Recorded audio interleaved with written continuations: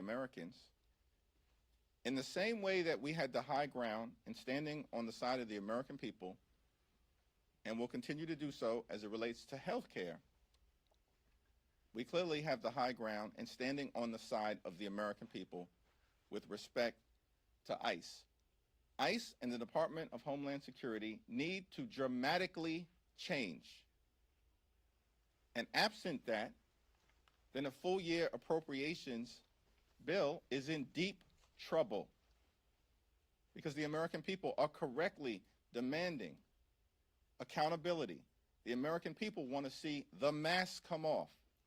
The American people want to see body cameras turned on and mandated. The American people want to see judicial warrants before ICE or DHS officers can storm homes, harass people violently on the streets of America, or rip people out of their cars.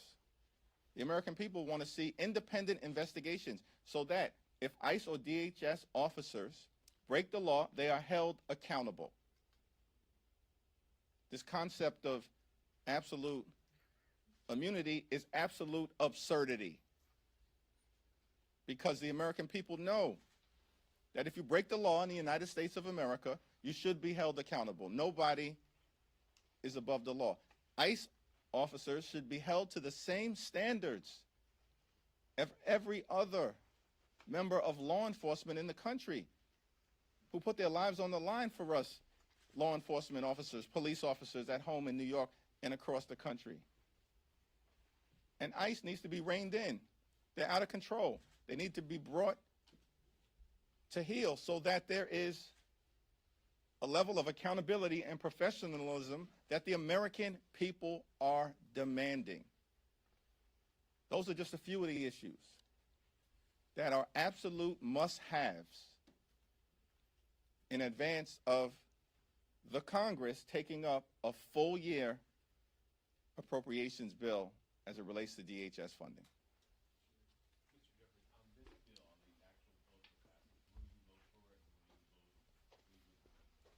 We have a leadership meeting later on today where we'll have a discussion about it. We had a caucus meeting yesterday. There was a diversity of perspectives about how to move forward on this particular bill, but it's the 5 bipartisan bills where there's strong Democratic support, and of course, a variety of perspectives as it relates to the 2-week continuing resolution, the 2-week funding freeze related to DHS. So we'll continue those conversations in the leadership meeting today at 5:15, and then of course we'll have a full and robust discussion tomorrow morning at caucus. Thanks. Yeah, second row. I'll get back to you. Thank you, sir. On the subject of the contempt resolutions the House is set to vote on this week, what do you make of the fact that a number of members of your caucus voted with Republicans in committee, and do you plan on whipping against those resolutions this week?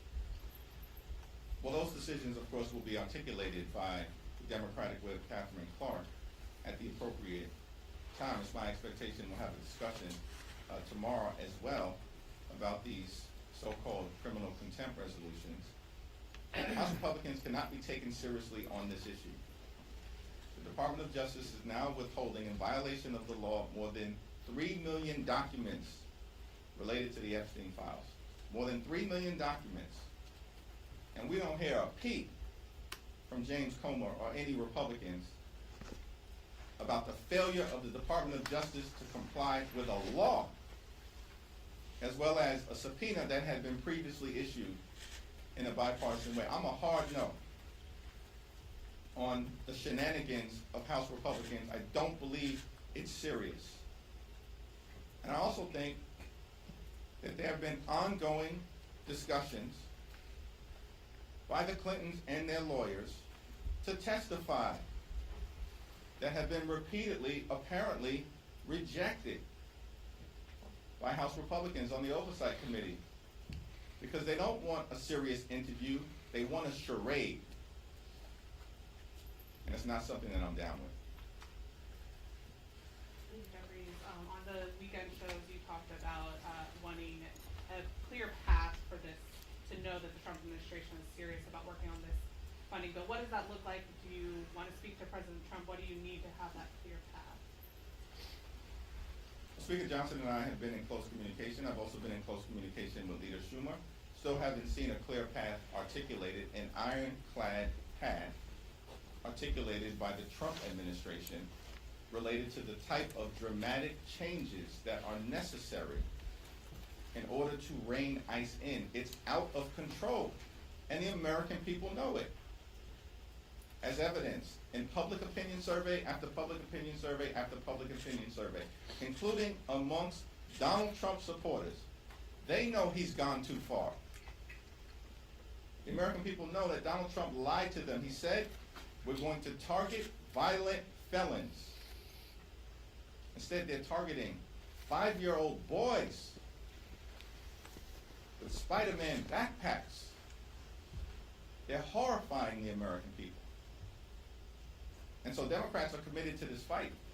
And again, we've made clear, line in the sand, red line. We've articulated the things that will be necessary for there to be a full year appropriations bill connected to ICE funding, because we're standing on the side of the American people, some of whom have been killed in cold blood by ICE in plain sight, horrifying the American people.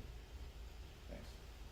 Good afternoon, thank you. You say that your side will help on the rule, but it sounds like some Democrats might be willing to vote yes on the bill. That's okay? I indicated there's a variety of different perspectives, and we'll continue to have that discussion. And what's the issue with some of them saying yes? Because they want FEMA money, they have earmarked projects that are important to their districts, they're moderate Democrats from swing states? You'll have to talk to them. Well, but what's, so why is there a difference between the rule and the bill? Republicans are in the majority in this institution and has now been around for more than 200 years. It's hard to cite an example where in an institution that is majoritarian in nature, as you know, where the minority steps in to help the majority pass a rule, when, as I've indicated to you, there are multiple bills within that rule that we strongly disagree with and do not support, separate and apart from the appropriations issue. I mean, that's not too difficult to contemplate.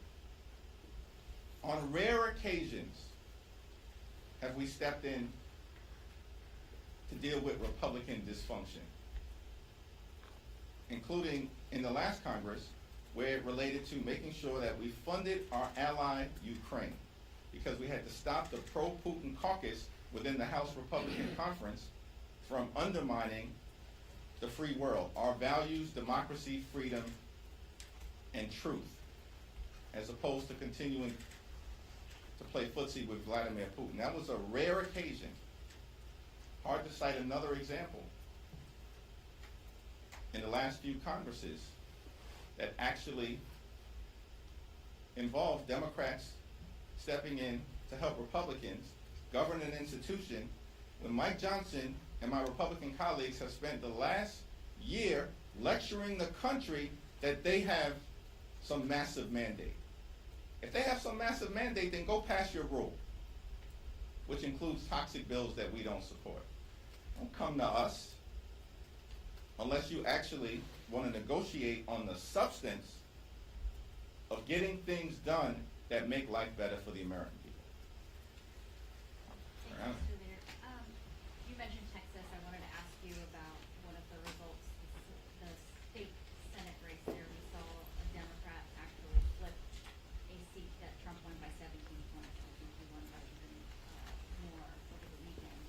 I just wanted to get a sense from you. Obviously, Texas primary races haven't happened yet.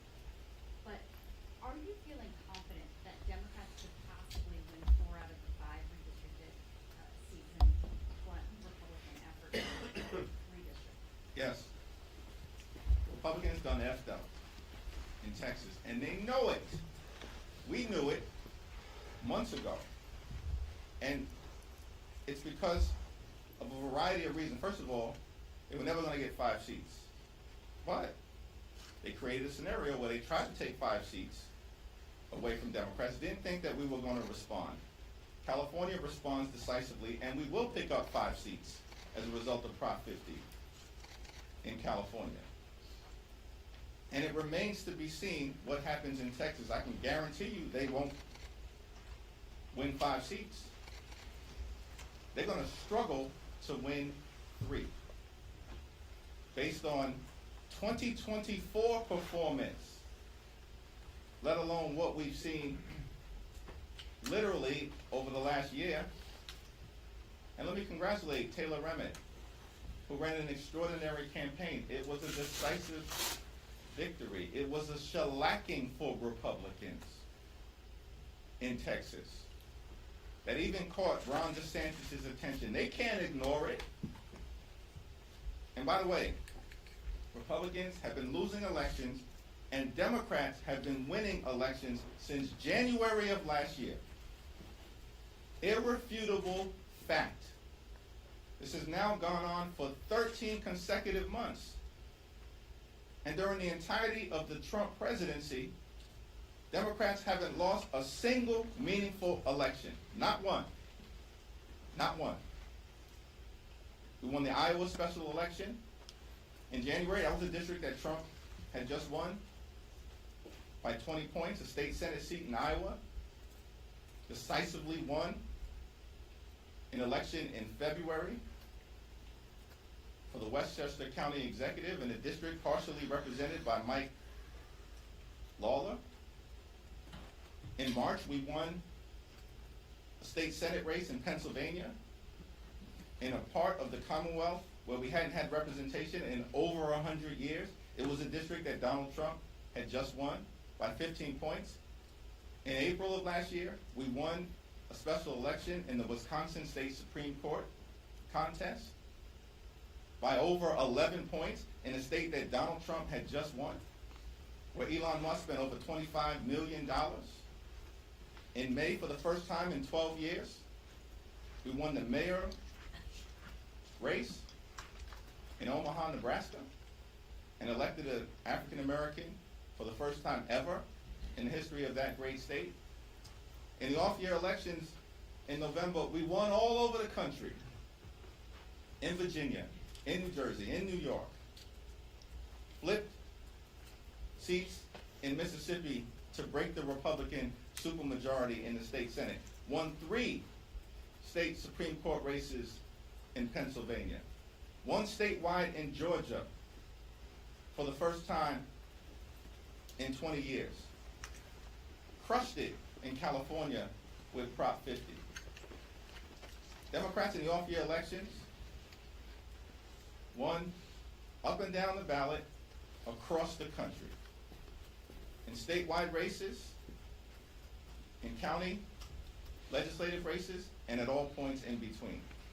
And then in December of last year, we won the mayor's race in Miami for the first time in almost 30 years. Crushed the Republican opposition. And then 2 days ago, in Texas, this is extraordinary. In a district that Donald Trump won by 17 points, the Democrat wins by 14 points. That's a 31-point swing. No one's ever seen anything like that in modern American political history. Democrats are doing that. A 50-point swing in Texas amongst Hispanic voters. And state Senate districts in Texas aren't small. They're bigger than congressional districts. That has sent a chill down the spine of every single House Republican in Texas and across the country. And it gets worse for them because Republicans spent over $2.4 million to try to hold the seat that Donald Trump had just won by 17 points, and the Democrats spent about $400,000. Outspent 6-1 and crushed the Republican extremists.